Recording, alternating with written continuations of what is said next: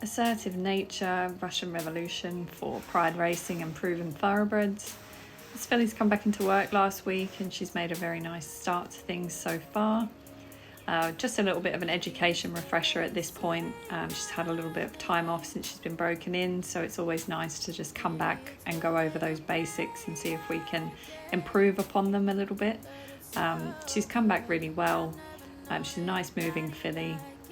Still a bit looky and unsure at times, but the more exposure we can give her positively, the more she'll learn to start trusting the guidance of a rider. So really happy with her, moving well, looking good, off to a lovely start this prep.